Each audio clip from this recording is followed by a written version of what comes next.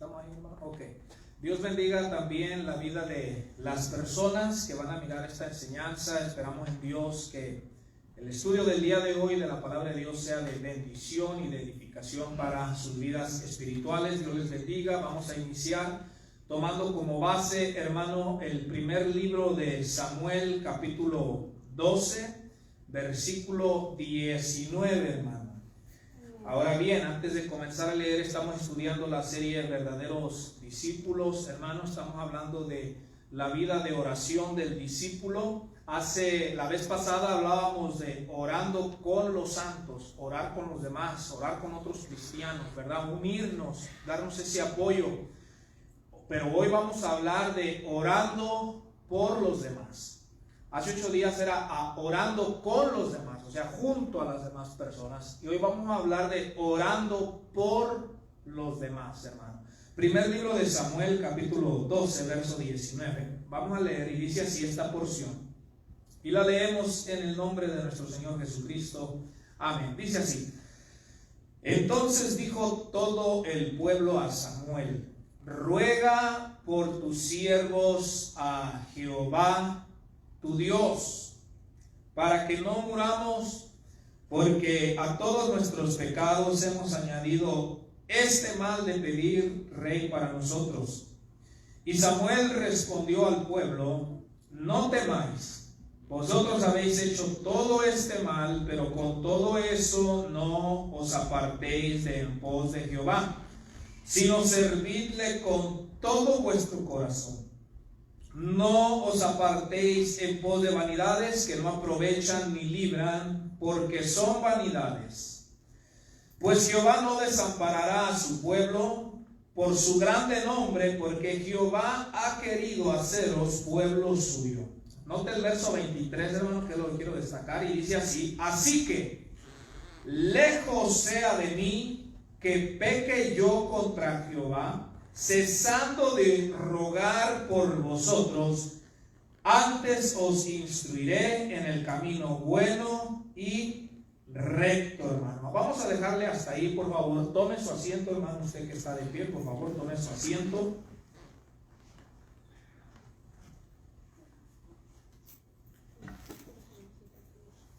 Entonces hoy vamos a aprender, hermano, lo que tiene que ver con orando por los demás, hermano. Orar por las demás personas, tanto creyentes, otros hermanos en la fe, pero no solamente por los creyentes, hermanos, sino ahorita vamos a mirar cómo al hablar de orar por los demás involucra varios grupos de personas, hermanos, tanto gente que es convertida como gente inconversa. Pero yo quise tomar como base esta porción del primer libro de Samuel. El profeta Samuel nos dice, hermano, que en esta ocasión el pueblo de Israel había pecado contra Dios por haber pedido un rey humano, siendo que Dios era su rey de la nación de Israel. El pueblo, hermano, una vez que entendió el mal que había hecho, una vez que entendió la ofensa que había hecho contra Dios, el pueblo le dio como temor y viene con el profeta Samuel y le dicen: por favor, ruega tú a Dios por nosotros, ruégale a Dios, intercede a Dios por nosotros, hermano. Y me llama la atención cómo la respuesta que Samuel les da, hermano, es para consolarlos, es para calmarlos, y les dice: no se preocupen, siempre y cuando no se aparten ustedes de Dios. Dios los va a cuidar, Dios los va a proteger, les dice el profeta Samuel, dice, porque Dios los escogió a ustedes para que ustedes sean su pueblo. Pero me llama la atención el verso 23, y lo primero que quiero hoy que usted y yo aprendamos, hermano, algo que probablemente, ahora mire, por ejemplo, les pregunto, ¿cuántos saben que tenemos la responsabilidad de orar por las demás personas? ¿Usted lo sabe? Lo sabemos, ¿verdad que sí? Pero no sé hasta qué punto, hermano, lo veamos como un deber. Porque el verso 23, y vamos a leerlo juntos, y con esto quiero que usted medite si usted tenía entendido que dejar de orar por los demás puede ser incluso contado como pecado, como pecar contra Dios. Leamos el verso 23, lo que Samuel dice. Aquí está hablando el profeta y les dice el verso 23: así que lejos sea de mí, y luego note bien, que peque yo contra Jehová, cesando de rogar por vosotros. Ahora sí capta el entendimiento que el profeta de Dios tenía, hermano. Él entendía que dejar de orar por el pueblo de Israel, dejar de orar por los demás, hermano, era pecar contra Jehová, hermano. O sea, no es algo que debamos de tomar a la ligera, hermano. No es algo de, pues, bueno, voy a orar por mí, y si me queda chance, o si tengo interés de orar por los demás, lo hago. Ahora, en estos días hemos estado hablando que incluso nosotros como cristianos a veces batallamos en nuestra vida de oración personal, ¿cierto o no? Ahora imagínense, hermano, si orar por nuestras propias necesidades nos cuesta a veces, ahora imagínense que la Biblia nos diga que tenemos que orar por las necesidades de otras personas. Y mientras preparaba este estudio me recordaba en una ocasión, una de mis hermanas, no voy a decir su nombre, ¿verdad? Pero una de mis hermanas hace años estaba teniendo algunos ciertos tipos de problemas en su trabajo, con compañeros del trabajo. Y yo recuerdo en los consejos que yo le dije, mira, te aconsejo que hagas mucha oración por esta persona. Y la respuesta de mi hermana fue franca y me dijo, si no oro ni por mí, ¿cuánto más voy a orar por otra persona? ¿Verdad? Y ahí nos damos cuenta, hermano, cómo a veces se complica, hermano, porque es verdad, a veces no ora uno ni por uno mismo, hermano, imagínense. Entonces imagínense que tengamos que orar por los demás, pero aquí el profeta Samuel dice que si él dejaba de orar por los demás, él estaba pecando contra Dios, mis amados hermanos. Debemos de entender, hermano, que la intercesión en favor de otros es una responsabilidad que las Sagradas Escrituras nos enseñan. Lo voy a volver a repetir. La intercesión en favor de otros es una responsabilidad, hermanos. Es una responsabilidad. No es como si queremos. No es como si sentimos el hacerlo. Ahora bien, les voy a hablar un poquito, y no vamos a ir a ver los versículos por cuestión de tiempo. Les voy a hablar un poquito, hermano, quien ha leído la Biblia, de cómo hombres de Dios, hermano, ellos entendieron esto. Ellos entendieron que el interceder en favor de otros era una responsabilidad, hermano. Era una responsabilidad. Ahora bien, ¿y por qué debemos de interceder en favor de otras personas?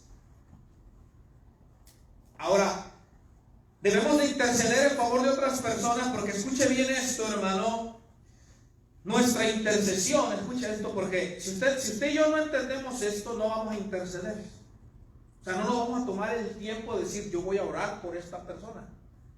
Pero si usted entiende esto y lo cree, entonces usted va a tener un motivo para decir, voy a orar por él, voy a orar por ella. Escucha bien, nuestra intercesión puede influir en la manera en que Dios trata con las personas.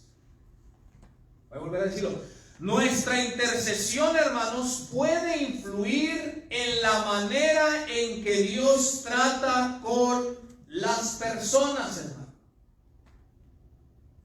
Le voy a hablar varios ejemplos de la Biblia, no lo vamos a mirar.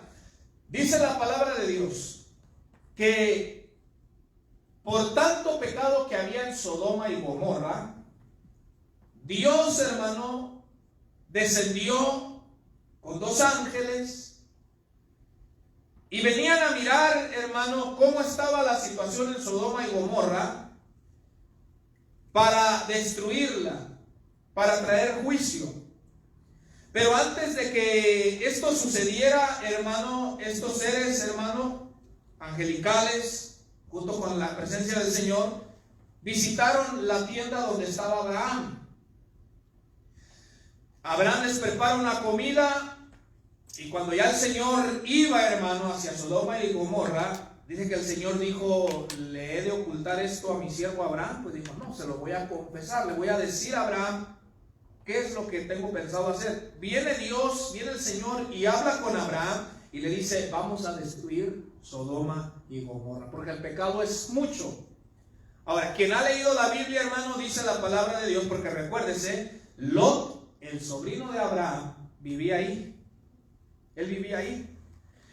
Y estoy seguro, hermano, que Abraham, cuando escucha que Dios va a destruir estas ciudades, las va a arrasar, estoy seguro que Abraham se acordó que tenía un sobrino ahí.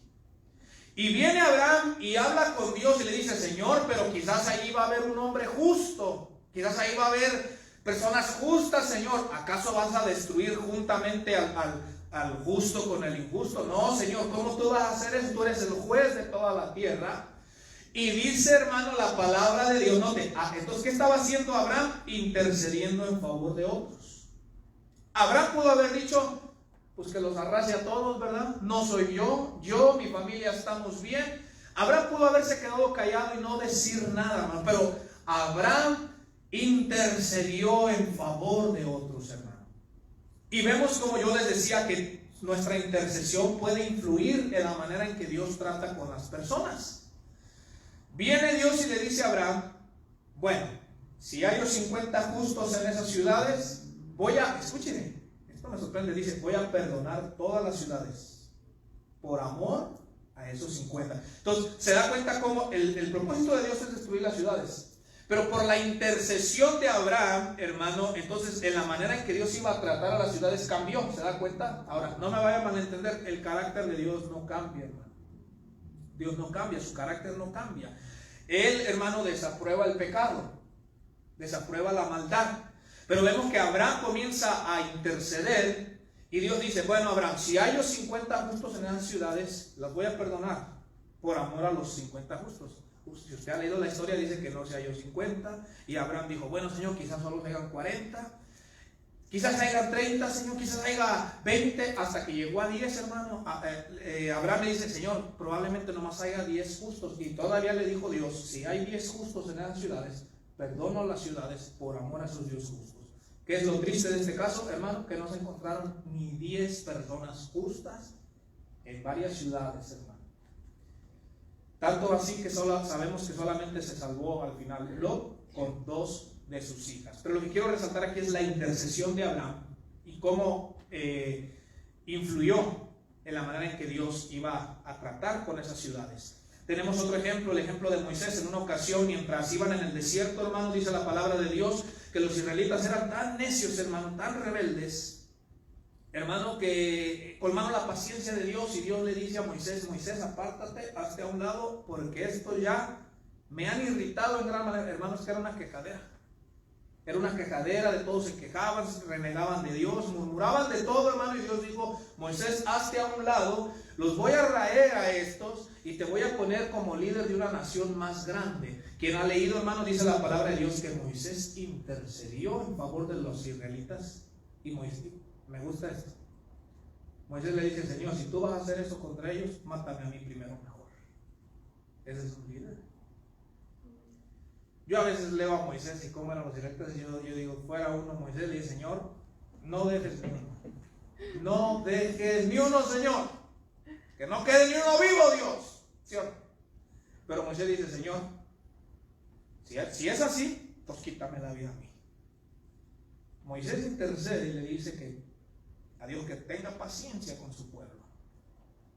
Y vemos que Dios, hermano, tuvo paciencia con su pueblo.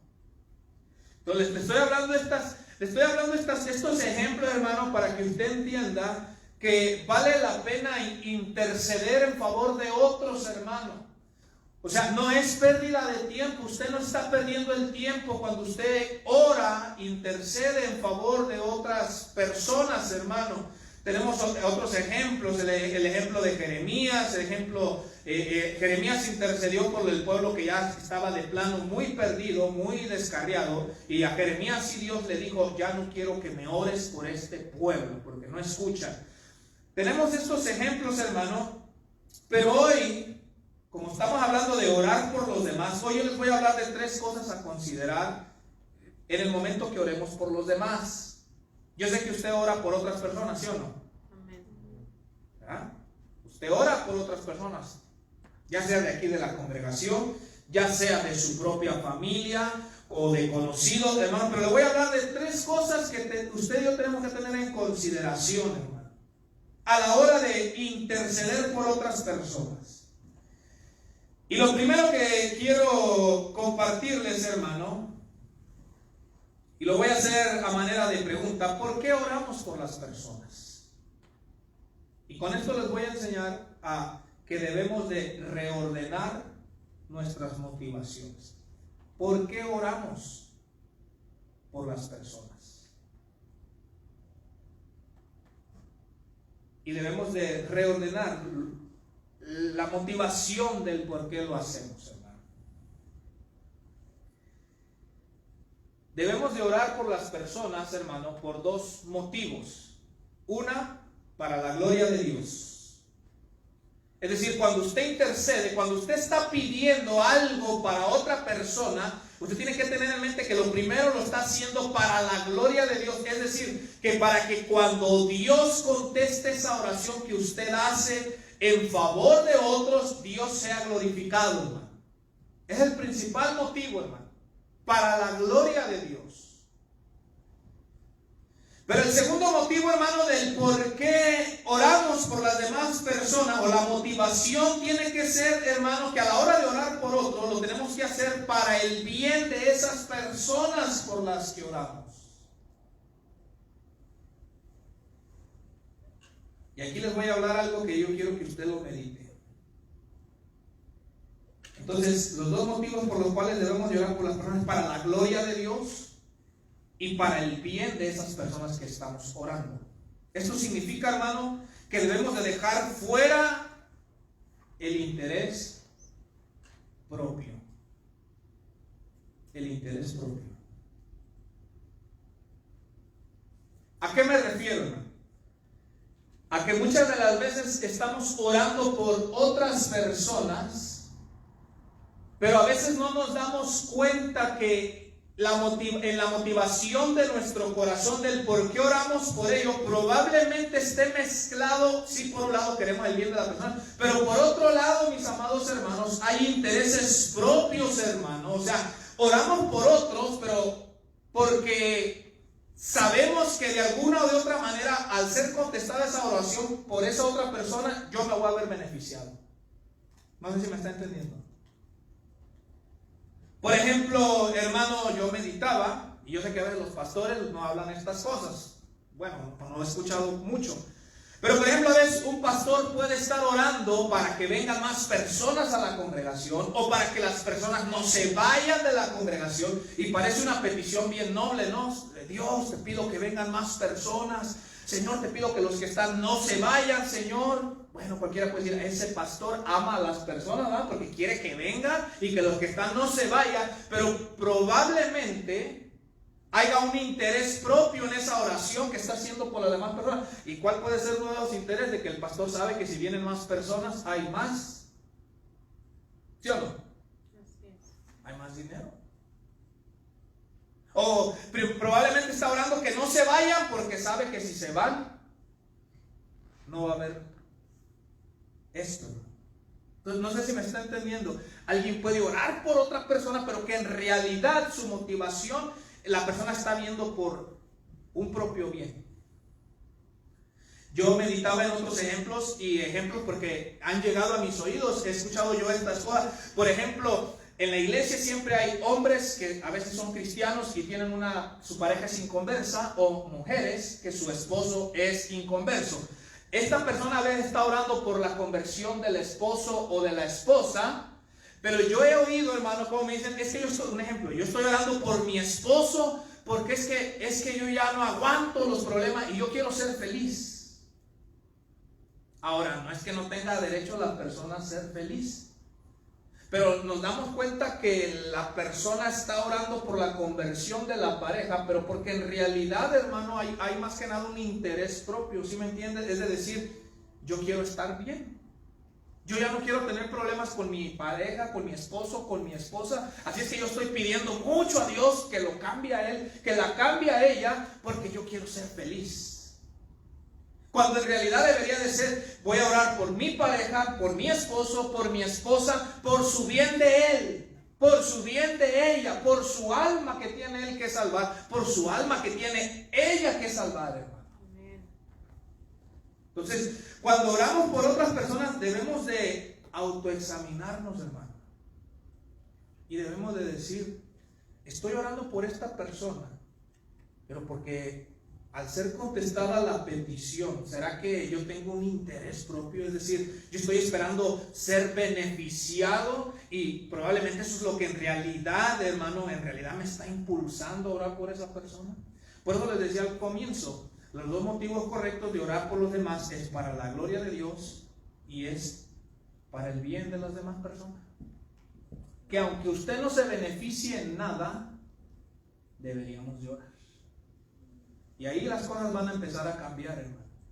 Y mire, como cristianos deberíamos, mire, Jesús nos enseñó, hermano, que cuando hacemos algo por los demás, lo debemos de hacer sin esperar recibir nada a cambio. Porque es cierto, no, hermano, a veces hacemos algo por los demás como humanos, pero porque vemos a quién lo estamos haciendo y decimos, yo sé que esa persona el día de mañana también me puede hacer un favor para atrás, ¿verdad? Porque yo le estoy haciendo este favor y esta persona me va a hacer también un favor para atrás. Mire bien, por ejemplo, vaya conmigo a Lucas, hermano, por favor, búsquelo en el Nuevo Testamento. Lucas capítulo 14.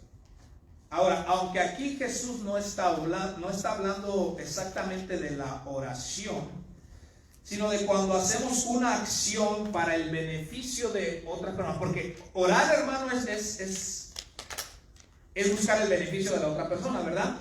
Aquí Jesús no está hablando de oración, hermano, pero Lucas 14, 12. Pero quiero resaltar el principio de lo que les estoy diciendo, que Jesús dice, cuando tú hagas algo en favor de la otra persona, no lo hagas viendo cómo te vas a beneficiar tú, sino solamente hazlo procurando el bien de la otra persona. Que el esposo ore por la esposa, solamente pensando en decir, yo estoy pensando en el bien de mi pareja. Y viceversa, hermano. Hay padres, hermano, que están orando por los hijos para que terminen una carrera o para que entren al ministerio, pero a veces los padres dicen, ay, es que yo quise ser arquitecto y como yo no pude, yo estoy orando para que mi hijo, para que mi hija esto. Ahora, entonces note cómo bien, está orando por su hijo, pero a la misma vez tiene sus propios intereses. Lucas 14, 12, hermano, note lo que dijo Jesús. Dijo también al que le había convidado, cuando hagas comida o cena, no llames a tus amigos, ni a tus hermanos, ni a tus parientes, ni a vecinos ricos, no sea que ellos a su vez te vuelvan a convidar y seas recompensado.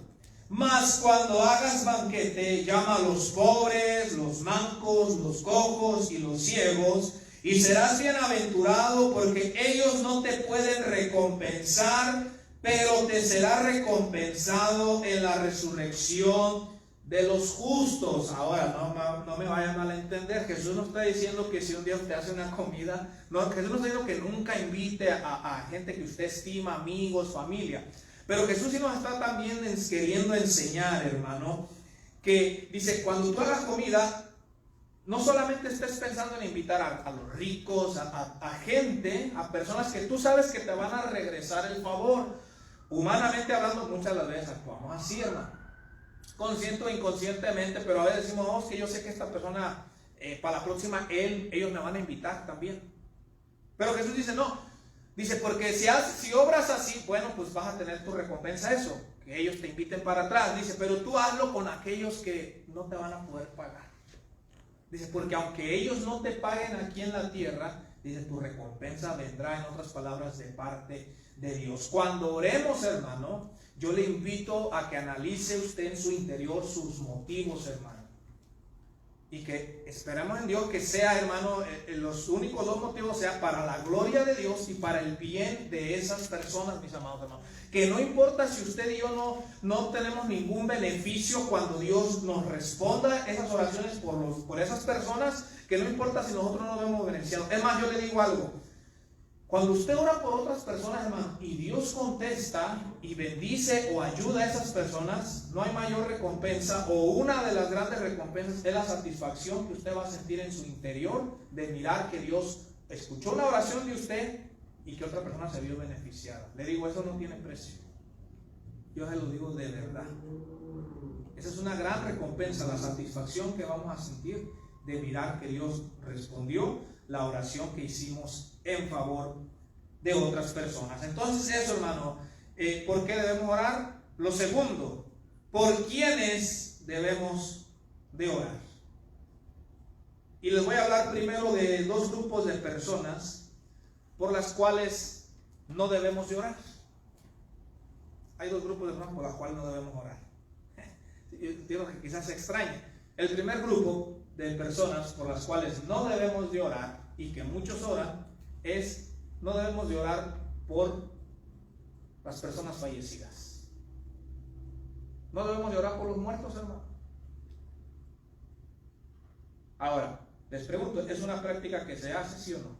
Ahora, no nosotros los cristianos, pero ¿oran las personas por los fallecidos, sí o no?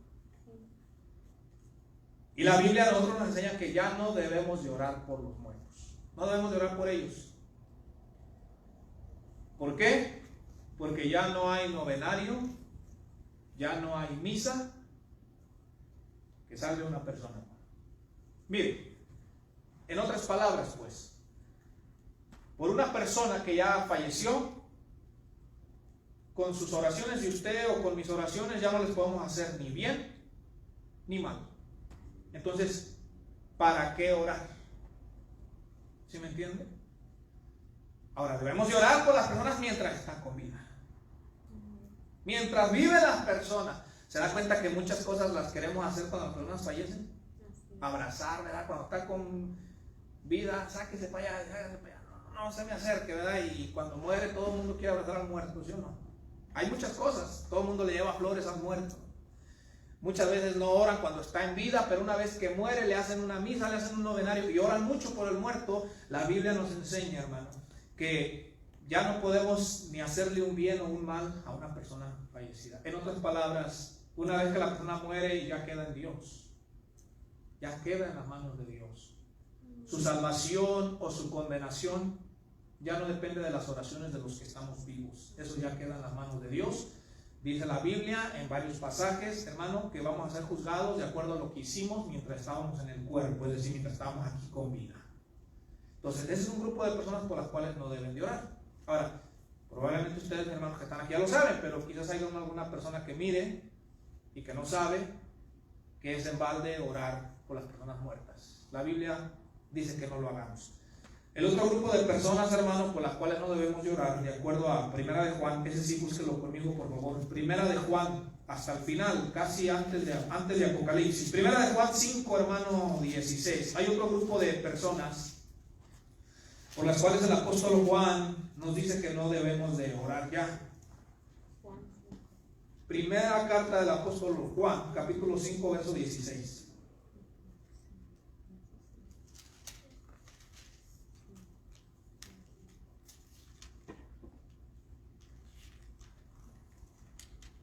Este es un pasaje un poco controversial, hermano, o que se le dan varias interpretaciones, pero yo les voy a hablar lo que de acuerdo a todo el contexto de la carta de Juan nos habla. Primera de Juan 5:16. ¿Está conmigo ahí? Amén. Note lo que dice. Si alguno viere a su hermano, un hermano en la fe, obvio, cometer pecado que no sea de muerte, pedirá y Dios le dará vida. Está diciendo, si tú miras que un hermano pecó, hizo algo que no, dice, puedes pedir por él, puedes interceder para que Dios tenga misericordia, que lo perdone, que el hermano se restaure. Pero note que dice que si cometiere pecado que no sea de muerte, pedirá y Dios le dará vida. Dice, esto es para los que cometen pecado que no sea de muerte. Pero luego note el versículo. Dice, hay pecado de muerte por el cual yo no digo que se pida. Hay pecado de muerte por el cual yo no digo que se pida. Es decir, hermano, Juan está diciendo que hay pecados de muerte por el cual el apóstol dice ya no se debe de pedir por esas personas. Hay ciertas cosas que el cristiano a veces puede errar. Y Juan dice, está bien que pidas para que Dios quizá lo perdone, le dé vida, lo restaure. Dice, pero hay otros pecados de muerte por el cual yo no digo que ya se pida. Ahora bien, aquí, hermano, le digo, hay varias interpretaciones. O sea, algunos dicen, los teólogos dicen, ¿a qué se referirá con el pecado de muerte? ¿Cuál será el pecado de muerte? Pero, hermano, la interpretación aquí, hermano, tiene que ver con cristianos que han caído en apostasía, hermano. Ahora, o sea, cristianos, porque note que está hablando, si alguno viere a su hermano, está hablando de alguien que profesaba ser cristiano, hermano. La apostasía significa aquellas personas que escucharon ya la verdad, que en un tiempo estaban en la congregación, hermano, estaban perseverando, pero que de repente deciden apartarse abiertamente, le dan la espalda a Cristo, pero no nomás le dan la espalda a Cristo, hermano, sino que ahora incluso la Biblia dice que se vuelven como anticristos, es decir, personas en contra de Cristo, que caen en apostasía. Juan dice, porque les pongo este ejemplo, hermano. Juan tenía en mente que en la congregación había familiares de personas que quizás, un ejemplo, tenían un familiar que había estado en la congregación, pero que de repente ya abiertamente le había dado la espalda a Jesús y hablaba incluso en contra de Jesús, que negaba que Jesús era el Hijo de Dios, hermano, porque el contexto así nos habla Juan, de personas que decían que eran cristianos, pero que negaban que Jesús era el Hijo de Dios, que Jesús era el Cristo. Y Juan probablemente tiene en mente a personas familiares que probablemente pedían por ese familiar, de decir, Señor, te pido que lo traigas de vuelta. Y Juan dice, no, hay personas por las cuales ya no se debe de pedir. Ahora, no me vaya a malentender, hermano. A veces el cristiano puede llegar a caer una vez, vamos a decirlo así. Aquí no está diciendo Juan que si cayó ya, no oremos por él. No, hermano, está hablando del que abiertamente ya, hermano, voluntariamente, después de conocer la verdad, de escuchar la palabra de Dios, le da la espalda a Cristo y, como le vuelvo a repetir, comienza a negar, comienza a decir Jesús no es Dios, no es el Hijo de Dios, Jesús no es el Mesías, Jesús no es el Cristo. Es decir, ya entra en una rebelión abierta, hermano. Entonces, Juan dice, por esas personas ya no pidan. Qué tremendo, ¿verdad? Dios nos guarde a nosotros. Pero así lo dice, hermano, aquí este pasaje, el apóstol Juan. Entonces, estos dos grupos de personas se me venían a la mente. Ya no debemos de pedir por los muertos, ya no debemos de pedir también por los cristianos que han caído en apostasía. Pero ahora vamos a mirar los grupos de personas por las cuales Jesús nos dice que oremos. Mateo capítulo 5, 44, busquen, hermano. Busquen Mateo capítulo 5, verso 44, por favor. El primer grupo, hermano, que les quiero compartir de personas por las cuales debemos de interceder en favor de ellos es por nuestros enemigos. Y ahí es donde, ¿verdad? Ahí es donde sentimos gancho al hígado. Porque Jesús nos está diciendo que ores por aquel que te lastimó, por aquel que habló mal de ti, por aquel que con sus palabras te hirió, por aquel o aquella persona que con sus acciones lastimó tu vida, lastimó tus sentimientos. Jesús nos está diciendo que debemos de orar por esas personas. Mateo 5, 44 dice, pero yo os digo, amar a vuestros enemigos, bendecir a los que os maldicen, hacer bien a los que os aborrecen y orad por los que os ultrajan y os persiguen. Ora por el que te persigue, ora por el que te ultraja, ora por el que te hace la vida imposible. Y yo sé que nos cuesta. Ahora bien, pero voy a aclarar, hermano. Porque unos cristianos sí oran por sus enemigos. Pero ¿sabe qué es lo que oran? Señor, tráeles juicios. Los hay, hermano. Yo ya los he oído. Juicio, Señor. Nos parecemos a los hijos del trueno, a Juan y a Jacobo, a los Boanerges, ¿verdad? Señor, ¿quieres que pidamos que descienda fuego del cielo y arrase a los samaritanos? A ver, así estamos nosotros. Alguien nos hace un daño y no sabes con quién te metes, dice uno. Soy hijo del Dios Todopoderoso, ¿verdad? Y ahí es donde te atrevas a hacer algo contra mí, juicio, luego decimos juicio de Dios te va a caer, ¿verdad? Pero aquí cuando Jesús dice que oremos por los enemigos, no está diciendo que oremos para pedir juicio, hermano. Ahora yo le pregunto a usted, quiero que usted participe. ¿Qué es lo que deberíamos de pedir por un enemigo, hermano, o por alguien que le hace la vida imposible a usted? Por su alma. Por su alma, dice nuestro hermano. ¿Qué más? ¿Qué me dice usted? Que Dios lo cambie, que toque su corazón, que cambie, que ya no sea así con uno. Arrepentimiento. Que se arrepienta. Ahora, porque mire, se supone, yo no creo que Jesús tenía en mente aquí, porque le está hablando a creyentes, a cristianos, no creo que Jesús está hablando de que uno tenga a otro cristiano de enemigo, ese sería el colmo, hermano. Ahora, a veces sí pasa de que entre nosotros nos herimos. Pero obviamente como nosotros tenemos el conocimiento de la palabra de Dios, entre nosotros tendría que haber el perdón mutuo, ¿verdad? De ofendir, bueno, perdóname, te perdono y adelante, ¿verdad? Imagínense estar en la misma congregación de enemigo con otro hermano. Eso no tendría que ser así. Mas sin embargo, las personas que no conocen de Dios, de la palabra de Dios, a veces, hermano, le hacen la vida imposible a uno. A veces pueden ser los vecinos, a veces puede ser un compañero del trabajo. ¿Y cómo le hace usted entender a ellos, hermano, que no se porten así? ¿Sí me entiende? A veces uno dice, yo no quiero que el viejo hombre reviva, ¿verdad? Yo no quiero estar como antes, pero esta persona no entiende. Bueno, Jesús dice, hazle bien y ora por esa persona. Te pongo dos ejemplos de la Biblia. Y usted y yo se supone que tendríamos que ser pacientes con los incrédulos, los inconversos, los que no conocen, los que están en ignorancia, pues, para que me entienda. Cuando a Jesús lo están clavando, hermano, los soldados romanos, Jesús intercedió. Estamos hablando de interceder por los demás, ¿verdad?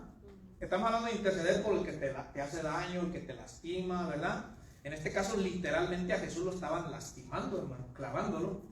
Y note las palabras de Jesús. Jesús empieza a orar al Padre por ellos. Le dice, perdónalos. Note. Y dice, porque no saben lo que ellos hacen. Ahora, obviamente ellos sabían que estaban pues clavando a Jesús, pero en realidad ellos estaban en la ignorancia en cuanto a quién era Jesús, hermano, en realidad. Ellos ignoraban las consecuencias fatales de sus acciones, y Jesús les muestra paciencia por la ignorancia que había en esas personas. Le dice, Padre, perdónalos porque ellos no saben lo que, en otras palabras Jesús está diciendo, ellos no saben lo que les espera con lo que me están haciendo. Y Jesús, en lugar de decir, Señor, pues que les caiga todo el peso de la ley, todo el juicio, Jesús dice, perdónalos. Te pongo el segundo ejemplo, el libro de los Hechos, cuando apedrearon a Esteban, hermano. Esteban dice que se arrodilló y empezó a orar cuando le empezaron a caer las pedradas. Y no crea que eran piedras chiquitas, hermano. Y unas palabras que dice Esteban es, no les tomes en cuenta este pecado. Note la compasión de Esteban, hermano. Esteban era un ser humano como usted y como yo, hermano. Pero note cómo Esteban, hermano, en su sufrimiento que le estaban causando esas personas, Esteban estaba más preocupado por las consecuencias que esas personas iban a tener, por lo que le estaban haciendo a él. Esteban sabía lo terrible y lo grave que les iba a tocar pagar a esas personas, de manera que Esteban le dice a Dios, no les tomes en cuenta lo que me están haciendo. O sea, Esteban dijo, es como diciendo, Señor, yo no quiero que sean castigados por lo que ellos me están haciendo. Póngase a pensar la madurez espiritual que debemos de tener, hermano, para que nosotros a alguien que nos ha lastimado le digamos a Dios: yo no quiero que le tomes en cuenta, Dios, lo que ella me hizo, Señor. No quiero que Él pague esas consecuencias. Tiene que haber madurez, hermano, porque vuelvo a repetir, la reacción normal es: Señor, que le caiga juicio. Y es más, a veces hasta nos alegramos cuando la persona que nos lastima le va mal. Y Proverbios dice que no te alegres cuando a tu enemigo le va mal. Dice: no sea que Jehová lo vea eso. ¿Verdad que sí? Pero bueno, debemos de orar por nuestros enemigos. Para seguir avanzando, hermano, debemos de orar por obreros para el Señor. Ahí mismo en Mateo capítulo 9, hermano, verso 36. Ahí mismo Mateo 9, 36, hermano, por favor. Dijimos, debemos de orar por nuestros enemigos. También Jesús, ahora escuche bien, hermano. Esto lo enseñó Jesús. Significa que Jesús tuvo como importante el orar por estos grupos de personas. Primero nuestros enemigos, pero luego también Jesús dice en Mateo 9, 36: y al ver las multitudes, tuvo compasión de ellas, porque estaban desamparadas y dispersas como ovejas que no tienen pastor. Entonces dijo a sus discípulos: a la verdad la mies es mucha, la necesidad es mucha, mas los obreros pocos. Hay mucha necesidad, hermano, en el mundo, aquí en este estado, aquí en Tri-Cities, hay mucha necesidad, pero Jesús dice: los obreros son pocos. Los que quieren trabajar para el Señor, porque eso es lo que es un obrero: alguien que trabaja, que sirve, alguien que invierte tiempo, esfuerzo, hermano. Dice: mas los obreros son pocos. Y mire lo que Jesús le ordena a sus discípulos: rogar, o sea, pidan, intercedan. Rogad pues al Señor de la mies, es decir, al Dios y Padre, rogad pues al Señor de la mies que envíe obreros a su mies. O sea que debemos de orar, hermano, para que Dios levante hombres y levante mujeres dispuestos, hermano, para trabajar, porque usa la palabra obrero. Un obrero es un trabajador, alguien que trabaja, alguien que va a tener que hacer esfuerzo, que va a invertir tiempo para trabajar en la viña del Señor. Y debemos de rogar, hermano, para que el Señor levante personas. Número uno, para que los levante hombres, mujeres dispuestos a servirle al Señor. Y debemos de rogar también, hermano, por aquellas personas que ya están trabajando para el Señor, que están sirviéndole al Señor. Debemos de orar, hermano. Debemos de recordar, hermano, que quienes ya están sirviéndole al Señor en las diferentes áreas, porque no solo el pastor, no solo el que predica está sirviendo, ¿verdad? Hay diferentes áreas. Debemos de tener en mente que todas esas personas que ya están sirviendo, hermano, al Señor en la viña del Señor, son blancos de ataque del enemigo, hermano. Son blancos de ataque. O sea, el enemigo va a buscar cómo tumbarlos. Debemos de recordar que esas personas, hermano, a veces se miran tentadas a tirar la toalla por las presiones, por los problemas a veces de salud, problemas a veces en el hogar, problemas, qué sé yo, hermano. Entonces muchas personas que están sirviendo al Señor, por la mente les cruza el tirar la toalla, el no más. Y nosotros debemos de orar por ello, porque qué fácil, hermano, es cuando un hermano cae. Qué fácil es cuando alguien que sirve al Señor peca y cae, hermano. Pero yo les he dicho, pero ¿cuánto estábamos orando por esas personas? Muchas de las veces no orábamos por esas personas. Simplemente decíamos: oh, pues el hermano que predica, el hermano que canta, el hermano diácono. No orábamos por esas personas y de repente caen, hermano, y somos prestos, somos rápidos para señalarlos. Pero ¿qué tanto hicimos oración antes por ellos? Entonces debemos orar para que Dios levante obreros y por los que ya están, para que el Señor los guarde, hermano, en los ataques del enemigo. El otro grupo, hermano, de personas, primera de Timoteo 2:1, debemos orar por los políticos. La gente queje y queje de Trump, queje y queje de Biden. ¿Y cuánto oran por ellos? No, yo nomás quiero papeles, dice. Imagínense. Debemos de orar, hermano. Primera de Timoteo 2, hermano, por favor. Primera carta del apóstol Pablo a Timoteo. La Biblia nos ordena que oremos por los políticos, por los que están en posiciones de gobierno. Primera de Timoteo 2:1.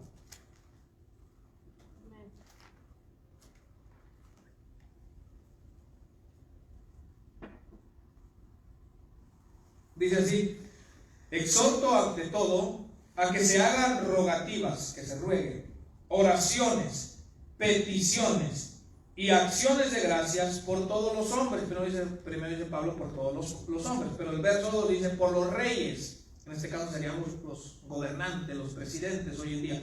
Por los reyes y por todos los que están en eminencia, para que vivamos quieta y reposadamente en toda piedad y honestidad, porque esto es bueno y agradable delante de Dios nuestro Salvador. Hermano, debemos entender que los políticos, los líderes de las naciones, tienen una tremenda responsabilidad de sus hombros.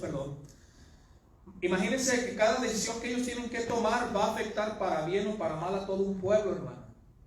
Afecta para bien o para mal, como si un líder de una nación decide ir por X razón, irse a la guerra, hermano, todo un pueblo se va a ver afectado. Ellos, hermano, tienen una gran responsabilidad y nosotros debemos de orar por ellos, pero no solamente en ese sentido, sino que debemos de entender, hermano, que el evangelio necesita de ciertas condiciones políticas para que se predique libremente, hermano. Mire, hay naciones donde ahorita no se pueden reunir como estamos nosotros aquí.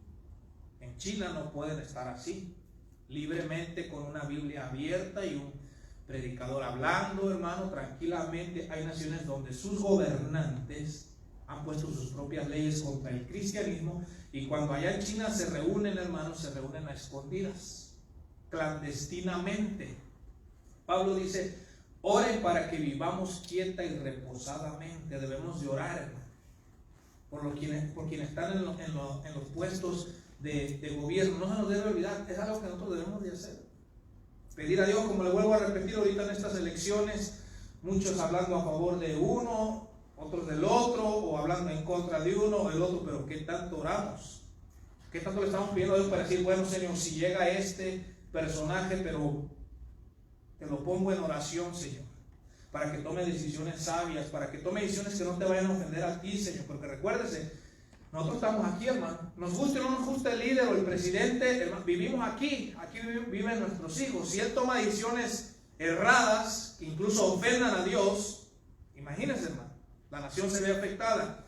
Entonces ese es otro grupo, hermano, de por quienes debemos de orar. Entonces dijimos, debemos orar por los enemigos, por obreros, por políticos.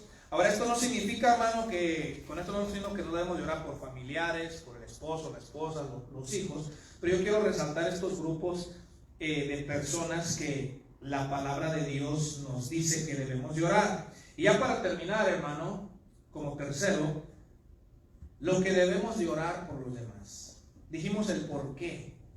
Voy a analizar mis motivaciones. Luego, por quiénes sí debo de orar y por quiénes ya no. Y tercero, debemos tener en consideración lo que debemos orar por los demás. Me explico. Una cosa es lo que las personas quieren y otra muy diferente, lo que las personas necesitan, hermano. ¿Sí o no? De querer, que no quiere uno. ¿Sí o no? Pero a veces no es lo que la persona realmente necesita. Entonces, a la hora de orar por otras personas, yo debo de poner atención en qué es lo que debo de orar. Y debo de entender esa diferencia, hermano. En otras palabras, mire, hermano, cuando oramos, debemos de orar procurando el mayor bien de las personas. Note, el mayor bien. O sea, no solo cierto bien o un bien que la persona quiere, no. Nosotros debemos de orar pensando cuál es el mayor bien para esas personas. Miren, me voy a explicar, les voy a poner un par de ejemplos, algunos ejemplos. A través de todos estos años, hermano, conmigo vienen personas, ya sea que vienen en persona o me llaman por teléfono y me dicen: hermano Diego, por favor, un ejemplo puede ser un padre, una madre, me dicen: le pido que por favor ore, porque, un ejemplo, a mi hijo lo metieron a la cárcel. O a veces una mujer dice: a mi esposo lo metieron a la cárcel. Hermano, por favor, pida a Dios, ore a Dios para que salga de la cárcel. Ahora, Si fuera que lo metieron por predicar, ¿verdad? ¿Usted cree que Dios no sabe de por qué está ahí su hijo, su hija? Pero obviamente que a veces las personas caen ahí o llegan a lugares por algún crimen, hermano. Ahora, no estoy juzgando a las personas, pero lo que les quiero explicar es esto. Que yo entiendo que por un lado una madre, un padre, un esposo, una esposa, si cae algún ser querido en la cárcel, yo entiendo que lo que las personas quieren es que su ser querido salga de la prisión inmediatamente. Yo entiendo eso. Mas sin embargo, yo les pregunto a las personas, hermano, cuando me dicen eso, yo les digo, ¿es su hijo cristiano? ¿Es creyente? ¿Es su esposo creyente? ¿Es cristiano? No lo es, me dicen. Un ejemplo, no lo es. Entonces yo les digo, está bien, hermano, hermana, vamos a pedirle a Dios que lo saque de esa prisión. Pero primero yo le voy a pedir a Dios, yo le voy a pedir a Dios que lo saque de la prisión espiritual en que su alma se encuentra. Es más, mire, yo he orado por personas que me han dicho que están en prisión. Y yo vengo porque veo la angustia de la persona que me dice, por favor, pídale a Dios para que lo salga de la cárcel. Y cuando yo estoy orando, yo estoy seguro que es Dios. Que Dios mismo me habla, mi espíritu, y me deja sentir, hermano, me deja saber que esa persona está ahí y que Dios no lo va a sacar, porque Dios está procurando hacerle un mayor bien a esa persona. Y Dios me ha hecho sentir que si Dios saca a esa persona, es decir, si Dios contestara mi oración de sacar a esa persona, probablemente esa persona se va a perder, hermano. Y Dios me dice, yo lo tengo ahí, porque yo quiero que él aprenda unas lecciones de sus acciones. Yo quiero que él aprenda que tiene que ser responsable de sus actos. Yo quiero que él me conozca. Y mira, si lo saco, se va a olvidar de que existo. Pero si está ahí adentro, probablemente en su angustia, me busque. Yo le digo, Señor, pues ahí déjelo. Bueno, eso no le digo a la familia, ¿verdad? Pero al Señor le digo, ay, pues Señor, queremos su mayor. Si es que imagina que yo le digo, hermano, pues fíjese que lloré para que el Señor lo deje ahí.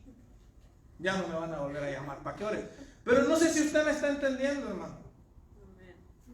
No, usted me está entendiendo. El mayor bien de una persona inconversa y que caiga, por ejemplo, en una prisión, no es que salga de esa prisión. Porque si cayó ahí por delinquir y no ha habido un cambio, una transformación, va a salir probablemente a lo mismo. Y la próxima vez quizás no va a caer a una prisión, quizás va a caer a un hospital o al cementerio. Y su alma se va a perder. A veces personas me dicen, hermano, ore por mi familiar que está enfermo en el hospital. Yo les digo, ¿es cristiana su familiar? No, esto yo le digo, hermano o hermana, antes de pedir por la sanidad del cuerpo de su familiar, yo voy a pedir por la sanidad de su alma. Porque su familiar, sobre todo, está enfermo en su alma.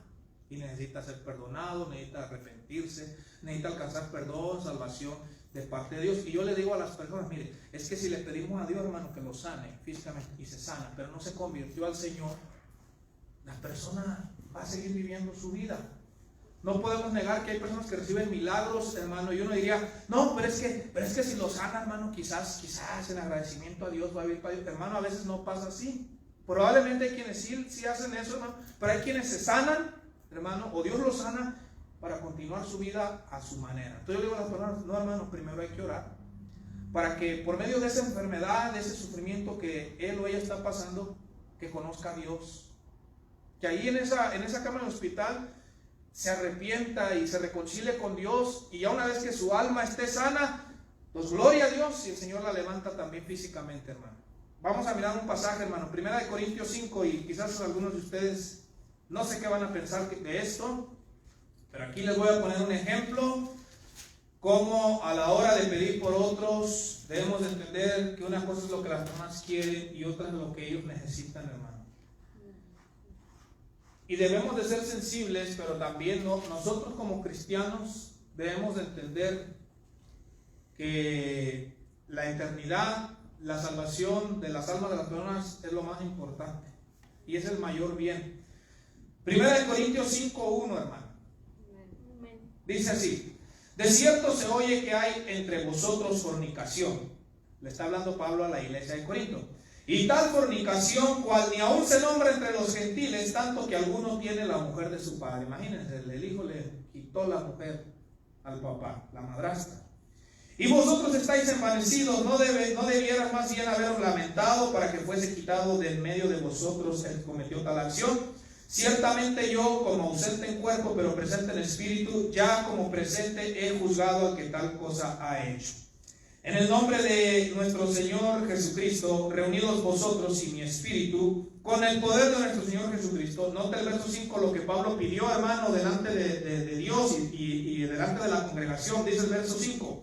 El tal, es decir, el que había pecado, sea entregado a Satanás para destrucción de la carne, pero no, luego note, a fin de que el espíritu sea salvo en el día del Señor Jesús, hermano.